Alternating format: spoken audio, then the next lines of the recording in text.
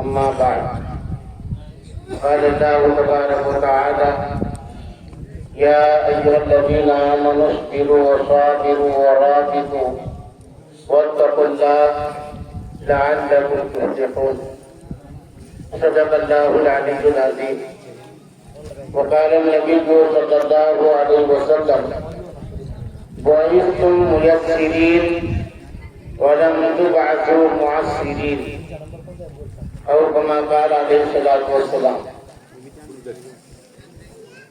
جزا الله تعالى أن محمدا صلى الله عليه وسلم ما هو آله محترم بزرگوں اور عزیز دوستوں، سب سے پہلی گزارش یہ ہے کہ ہم اللہ کی بارگاہ میں ماہ رمضان المبارک کے روزے پورے کر کے سالانہ اجتماع میں یہاں جمع ہوئے ہیں، لہذا جہاں تک آواز جا رہی ہے وہ احباب بھی اور ہمارے بیٹھے ہوئے تمام ساتھی دل ہی دل میں پیارے آقا حضرت محمد رسول اللہ صلی اللہ علیہ وسلم کی شان اقدس میں نذران عقیدت درود شریف کی شکل میں پیش کرتے جائیں، یعنی آہستہ آہستہ دلی دل میں درود شریف پڑھتے جائیں۔ جزا اللہ تعالی عنہ محمدا صلی اللہ علیہ وسلم ما ہوا آلہ۔ یہ ہماری عید الفطر ہے۔ اللہ تبارک و تعالی نے ساری دنیا کے مسلمانوں کے لیے تو عظیم تہوار کیے ہیں، ایک عید الفطر اور ایک عید الاضحیٰ، اور یہ دونوں بھی تہوار عظیم ترین عبادتوں سے ملحق ہیں، متعلق ہیں۔ عید الفطر یہ تہوار ماہ رمضان المبارک جو ایک مہینہ اللہ تبارک و تعالیٰ نے ساری دنیا کے مسلمانوں کو انعام کے طور پر عطا فرمایا ہے۔ شہر رمضان الذی انزل فیہ القرآن، اور اس مہینے میں اللہ تبارک و تعالیٰ نے روزے فرض کیے ہیں۔ یا ایھا الذین آمنوا کتب علیکم الصیام کما کتب علی الذین من قبلکم لعلکم تتقون، کہ مسلمانوں تمہارے اوپر روزے فرض کیے گئے ہیں جیسے تمہارے پہلے لوگوں پر اللہ تبارک و تعالیٰ نے روزے فرض کیے تھے۔ اور یہ روزوں کی فرضیت کا بنیادی مقصد تمہارے اندر تقویٰ پیدا ہو جائے، اور تقویٰ کہتے ہیں دل کی اصلاح کو۔ تقوی کا تعلق انسان کے اعضاء اور جوارح سے نہیں ہے، بلکہ تقوی کا تعلق انسان کے دلوں سے ہے۔ اس لیے کہ اعمال کی قبولیت اور عدم قبولیت اس کا تعلق انسان کے دل سے ہے۔ ان اللہ لا ينظر الى صورکم ولا الى اجسامکم ولا الى اموالکم ولكن ينظر الى قلوبکم واعمالکم۔ تو میں آپ سے کہہ رہا تھا کہ اللہ تبارک و تعالی انسانوں کے ظاہر چہروں کو اور اجسام کو نہیں دیکھتے، اللہ تبارک و تعالی انسانوں کے دلوں کو اور اعمال کو دیکھتے ہیں۔ تو روزے کی فرضیت کا مقصد انسانوں کے دلوں کی اصلاح ہے۔ اور دلوں کی اصلاح یہ مجاہدے سے ہوتی ہے کہ انسان کے نفس پر کوئی بار آئے اور انسان کے نفس کے خلاف انسان کوئی کام کرنے کا عادی بن جائے، اس سے دل کی اصلاح ہوتی ہے۔ اس لیے کہ نفس یہ لایانی اور غیر ضروری بلکہ فسادی چیزوں کا عادی ہوتا ہے، اور نفس سے فساد پیدا ہوتا ہے۔ نفس کو جتنا کچلا جائے گا اور نفس کو جتنا دبایا جائے گا اتنا طاقتور بنے گا۔ یہ عید الفطر کا موقع ہے، نہیں سا نہیں کو لمن لبس الجدید، یہ عید نئے کپڑے پہننے والوں کی نہیں ہوتی، ولكن العید لمن خاف الوعید، بلکہ عید ان کی ہوتی ہے جنہوں نے ماہ رمضان المبارک کی قدردانی کی اور بغیر کسی عذر کے ایک بھی روزہ نہیں چھوڑا۔ لہذا خوش نصیب ہیں وہ تمام مسلمان جن کو اللہ تبارک و تعالیٰ نے طاقت اور توفیق عطا فرمائی اور انہوں نے ماہ رمضان المبارک کی کما حق و قدر کی روزوں کا اہتمام کیا، نمازوں کی پابندی کی اور قیام اللیل یعنی تراویح اس کا بھی پورا اہتمام کیا، اور اس کے ساتھ روزوں کے جو تقاضے ہیں، آنکھوں کا صحیح استعمال، زبان کا صحیح استعمال، اپنے دل کا صحیح استعمال، یہ ساری چیزوں کا انہوں نے اہتمام کیا۔ یعنی اپنی آنکھوں سے ناجائز اور نہیں دیکھنے والی چیزوں کو انہوں نے نہیں دیکھا، اپنی زبان سے نہیں کی جانے والی باتیں انہوں نے نہیں کی، یعنی کسی کی چغلی نہیں کی، غیبت نہیں کی، کسی کے تعلق سے غیاب میں کچھ برا نہیں کہا، اور ایسی کوئی بات اپنی زبان سے نہیں نکالی جس سے مسلمانوں کے درمیان کسی قسم کا تفریقہ یا نفرت کا ماحول پیدا ہو۔ یہ روزے کے تقاضے ہیں، اور نماز اور روزے کے ذریعے سے اللہ تبارک و تعالی ساری دنیا کے مسلمانوں کو اخلاقیات کا سبق اور اخلاقیات کی تربیت دے رہے ہیں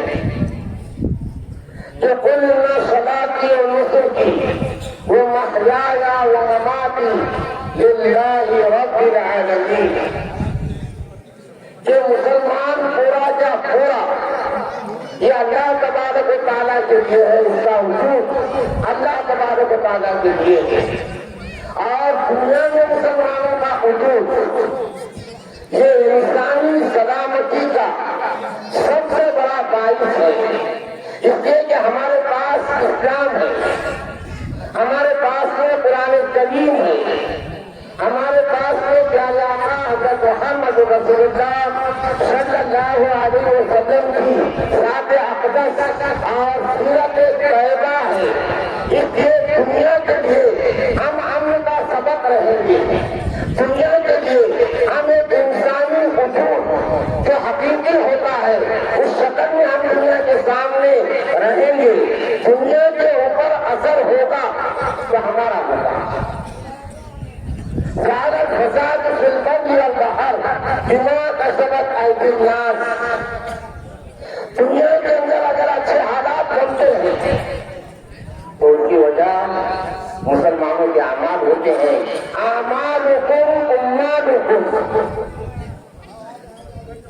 یعنی جیسی کرنی ویسی بھرنی، اعمالکم اموالکم، یہ سچ ہے کہ دنیا ہمیشہ سچ کی دشمن نہیں، اور یہ بھی سچ ہے کہ دنیا میں ہمیشہ اسلام اور اسلامی کاج سے قربانی کی، لیکن اس کے ساتھ یہ بھی سچ ہے کہ اسلام اور اسلامی کاج کو مسلمانوں نے کتنے اچھے طریقے سے اور کتنی پابندی سے اپنایا ہے اور اپنے اندر اس کو جگہ دی ہے، تو دنیا کی وہ ساری کوششیں اور دنیا کی وہ سازشیں اللہ تبارک و تعالیٰ نے ناکام فرما دیا ہے۔ اللہ تعالیٰ ساری دنیا کے مسلمانوں کو مخاطب کر کے ارشاد فرما رہے ہیں، یا ایھا الذین آمنوا اصبروا، کہ مسلمانوں ایمان والوں صبر کرو۔ صبر کا مطلب بزدل بننا نہیں ہے، صبر کا مطلب یہ نہیں ہے کہ تمہارے گھر میں چور گھس جائے تو تم ہاتھ باندھ کے کھڑے ہو جاؤ۔ صبر کا مطلب یہ نہیں ہے کہ کوئی تمہارا گلا دبا رہا ہے اور تم جو ہے ہاتھ باندھ کے کھڑے ہو جاؤ۔ مفسرین نے صبر کے تین معنی بتائے ہیں۔ ایک ہے صبر علی الطاعات، اور دوسرا ہے صبر عن المعاصی، اور تیسرا ہے صبر علی المصائب۔ صبر علی الطاعات، اللہ اور اس کے رسول صلی اللہ علیہ وسلم کی فرما برداری پر دنیا کا مسلمان جم جائے، یہ صبر کا اعلیٰ درجہ ہے۔ وہ جو حکم دے تو قیام ہے، وہ جو روک دے تو قعود ہے، بجائے ان کی مرضی و طاعت کے نہ قیام ہے نہ قعود ہے۔ یہ صبر کا اعلیٰ درجہ ہے کہ مسلمان اللہ اور اس کے رسول کی طاعت پر جم جائے۔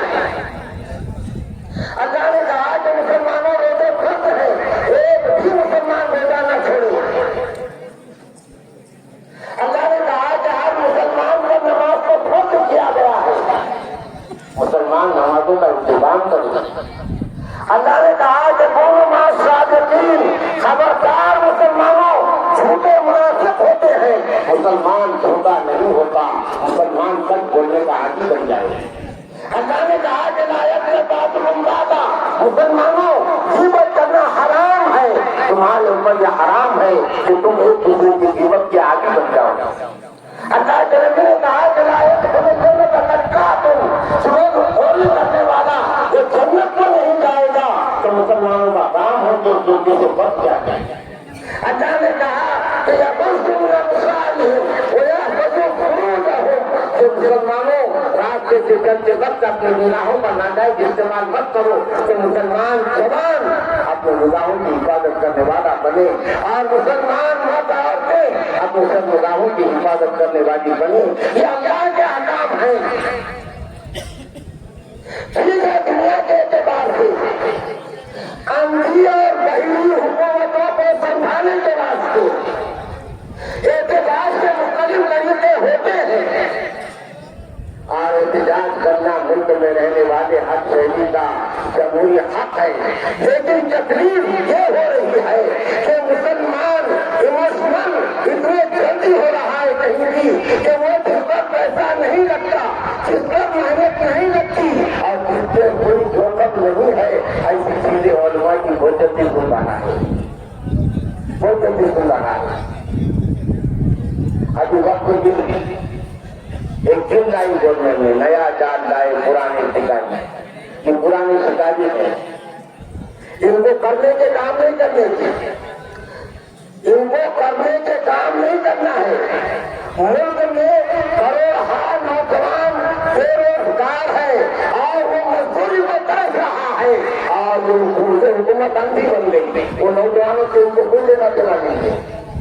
اس ملک کے اندر جہالت پھیل رہی ہے اور جہالت عام ہو رہی ہے، یہ حکومت اندھی بنی ہوئی ہے، جس کو بچی کی عادت سے کوئی لینا دینا نہیں ہے۔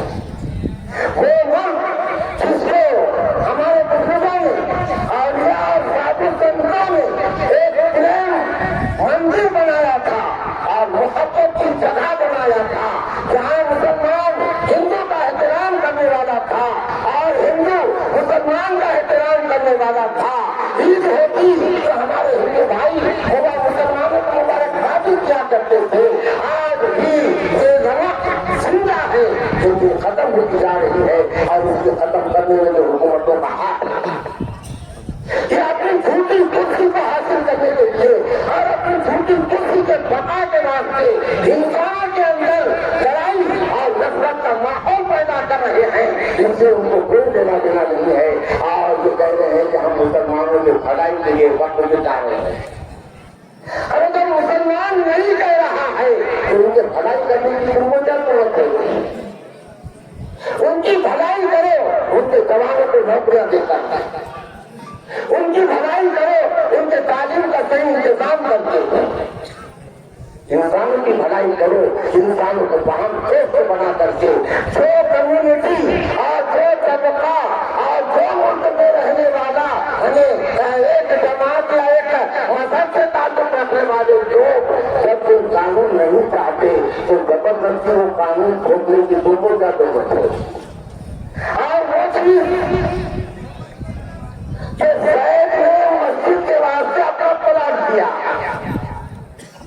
کہ اللہ کے گھر کا کچھ انتظام ہو جائے گا، اس پر قانون بنانے کی تم کو کیا ضرورت ہے؟ اس نے اللہ کو دیا ہے نا. تو اس کے بارے میں احتجاج ہو رہا ہے کوئی ملک کے اندر اور احتجاج کرنا چاہیے، لیکن احتجاج سے کوئی مسئلہ حل ہوگا اس کی گارنٹی نہیں ہے. اس لیے کہ جو سننے والا ہوتا ہے تو وہ بات سن کے کچھ سمجھتا ہے، جس کو نظر آتا ہے وہ دیکھ کر کے حالات کا انداز لگاتا ہے. لیکن جو اندھا ہو گیا ہے اچھائی کو دیکھنے کے اعتبار سے اور جو بہرا ہو گیا ہے اچھی باتیں سننے کے اعتبار سے تو یہ احتجاج کا ان پر اثر کیا ہونے والا ہے. آج کسان مر گئے اور 2 سال ہو گئے کسان احتجاج کر رہے ہیں لیکن آندھی اور پیروں کو نظر نہیں آ رہا ہے. کہ ہمارے احتجاج ہم کو مانا ہے لیکن جو ہمارا قانونی حق ہے اور مذہبی تقاضا ہے کہ ہم ظالم کے ظلم کے خلاف آواز اٹھائیں. یہ ہندوستان کے آئین نے ہندوستان کے ہر شہری کو حق دیا ہے اور تکلیف ہو رہی ہے چھوٹنا تو پڑے گا. میں نے بتانا چاہ رہا تھا کہ ہمارے علماء نے کہا کہ کالی جھوٹ باندھو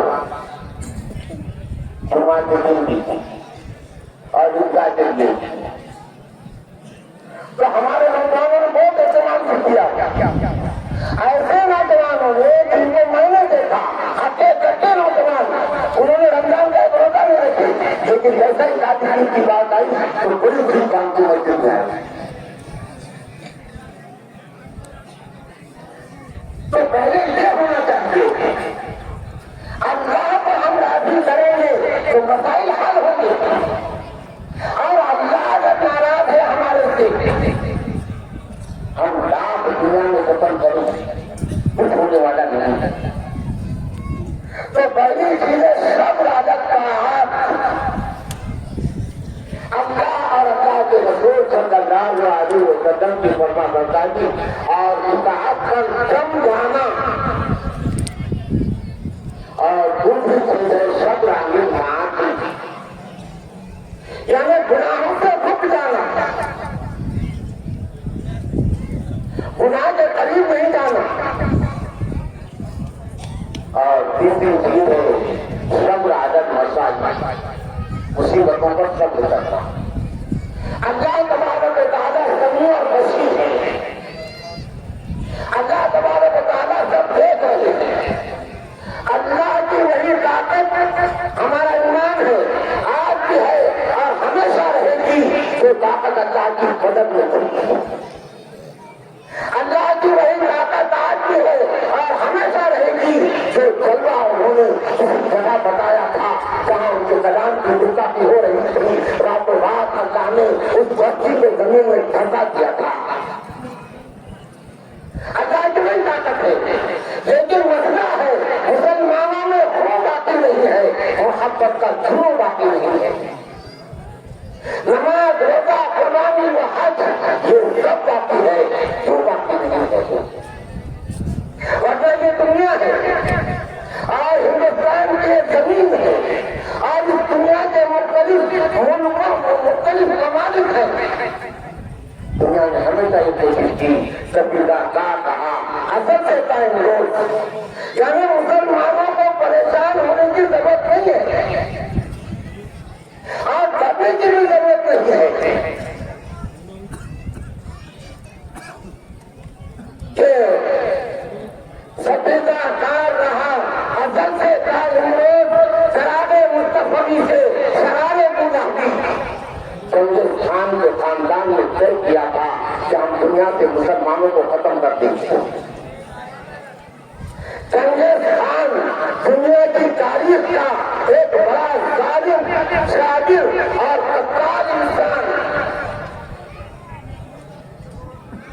اور اس کا بیٹا ہلاکو خان لاکھوں مسلمانوں کا قتل عام ہوا. بغداد کی زمین مسلمانوں کے خون سے رنگ گئی. مسلمانوں کے پیپڑے کتب خانے نظر آتش کیے گئے اور سمندر میں ڈال دیا گیا. سمندر کا پانی کبھی کالا ہوتا تھا کتابوں کی راہ سے, اور سمندر کا پانی کبھی لال ہوتا تھا مسلمانوں کے خون سے.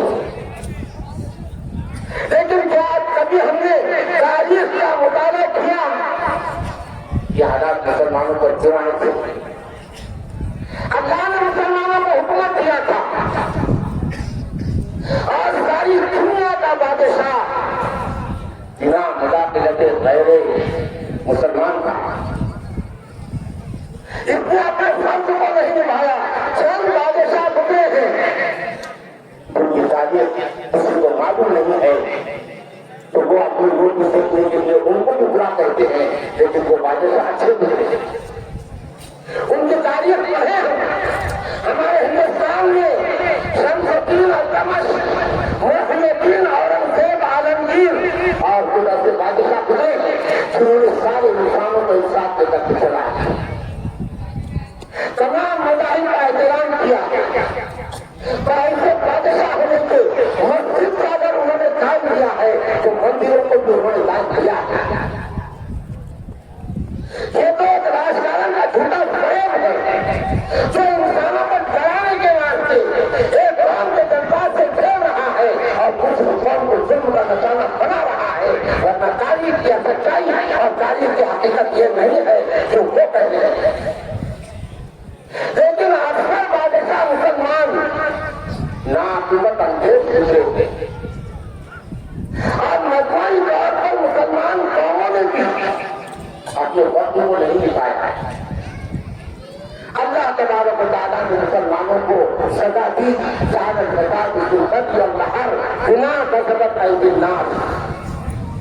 تو ہلاکو خان اس نے یہ طے کیا تھا کہ میں مسلمانوں کا بالکل خاتمہ کر دوں گا. دنیا کی تاریخ میں سب سے زیادہ قتل عام کرنے والا ظالم اور جابر اگر کوئی گزرا ہے تو ہلاکو خان ہے, لیکن وہ بھی مسلمانوں کا خاتمہ نہیں کر سکا, نسل کشی نہیں کر سکا. هو الذي أرسل رسوله بالهدى ودين الحق ليظهره على الدين كله ولو كره المشركون. ہلاکو خان نے معتصم گرگا اور اس کے وزیروں کو گرفتار کر دیا حقیقت میں, اور ان کو نظر بند کیا, اور جب ان کو موت کی سزا دینا تھی تو معتصم گرگا اور اس کے وزیروں کو ہلاکو خان نے کھایا, اور ان کے سامنے اس کے سونے چاندی پورے طویلات ڈالے. بادشاہ کا خزانہ معتصم گرگا تھا. بھوک لگی ہوئی تھی تو ہلاکو خان نے کہا کہ یہ کھاؤ سونا, یہ سونا کھاؤ. معتصم نے کہا کہ سونا کیسے کھایا جا سکتا ہے, سونا تو کھانے کی چیز نہیں ہے. تو ہلاکو خان نے کہا کہ تم جانتے تھے تو اس کو کیوں رکھا, اس کا صحیح استعمال تو نہیں کیا. اپنی دفاع کے واسطے یہ سونا پیش کر کے کوئی سامان کیوں نہیں کیا. اگر کل تم جا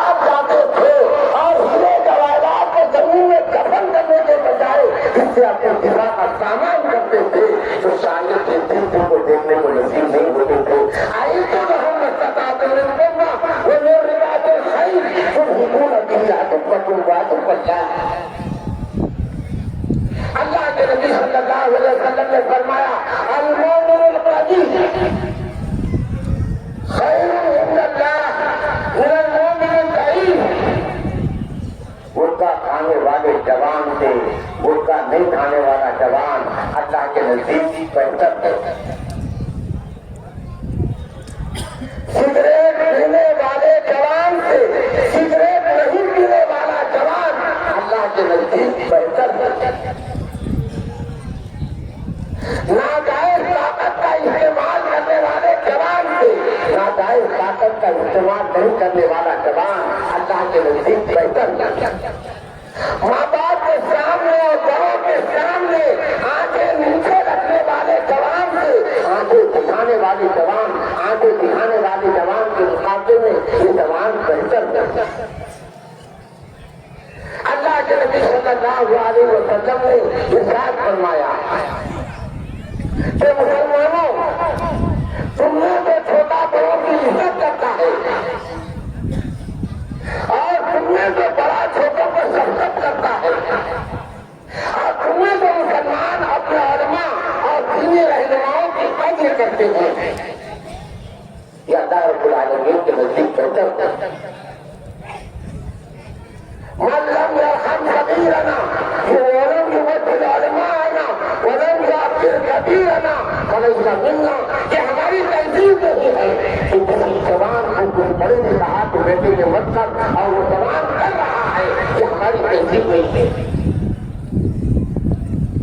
یہ ہماری تہذیب نہیں ہے کہ کوئی جوان اپنے ماں باپ کے سامنے خطائی کے ساتھ رہے. یہ ہماری تہذیب نہیں ہے کہ ہمارے جوان اور ہمارے لوگ اپنے علماء کی ناقدری کریں اور ان کو پردہ کر کے جواب دیں. بلکہ ہماری تہذیب یہ ادب ہے, ہماری تہذیب یہ ثقافت ہے, ہماری تہذیب یہ انسانیت پر مبنی ہے. تو بزرگوں کو حالات جو بھی ہیں وہ ہمارے سامنے ہے اور یہ حالات ہمارے لیے نئے نہیں ہیں. قوم کی تاریخ میں ایسے حالات کئی بار آئے ہیں. اس سے زیادہ کرتا ہے ایسے حالات کئی مرتبہ آئے ہیں. حالات کا بے شبہ نہیں ہے بلکہ شکوہ ہم کو اپنے لوگوں سے کرنا ہے اور شکوہ یہ نہیں کرنا ہے کہ تم حکومت کو ناراض کر رہے ہیں. شکوہ یہ کرنا ہے کہ تم اللہ کو ناراض کر رہے ہیں, تم اللہ کو ناراض کر رہے ہیں. کہ ہم اللہ کی طرف رجوع ہو جائیں, اللہ کی طرف ہم چھوڑیں. دوسری چیز ہے جو اللہ نے جیسے آیت میں ارشاد فرمایا یعنی جم جاؤ. تیسری چیز ہے تیسرا ہمارا احباب کو کمبندی کر لیں, ٹائم ہو گیا انشاءاللہ وہ درجہ نماز شروع ہوگی. مشاورت کے معنی ہوتے ہیں کہ اگر کوئی ہم کو ستانے کی کوشش کر رہا ہے تو اس کے مقابلے میں ہم اپنے دین اور اپنی تہذیب پر جم جانا اور اس سے ڈرنا نہیں اور اپنی تہذیب کو چھوڑنا نہیں. اور مراقبت کے معنی ہوتے ہیں اپنے قوم کی نگرانی کرنا ان کے تمام معاملات کے اعتبار سے. بہرحال یہ ساری چیزوں کا انعام اللہ نے فرمایا تھا جب ان کو تاکہ تم کامیاب ہو جاؤ. تو مسلموں کو الحمدللہ یہ عید الفطر کا مبارک ترین موقع ہے اور ساتھ میں ایک مرتبہ سارے مسلمان اللہ کی بارگاہ میں جمع ہوتے ہیں. ہمارے ساتھ زندگی سے گزر رہے ہیں اللہ کے میدان میں. اگر یہ پروگرام میں ہمارے 10-15 منٹ آدھا گھنٹہ اگر آگے پیچھے ہو گیا تو اس کا ہم کو احساس نہ کریں بلکہ ضروری چیزیں ہوتی ہیں کہ امیر جمع ہے احباب چند دن پہلے پھر اس کے بعد ایک دوستاں رہے نہ رہے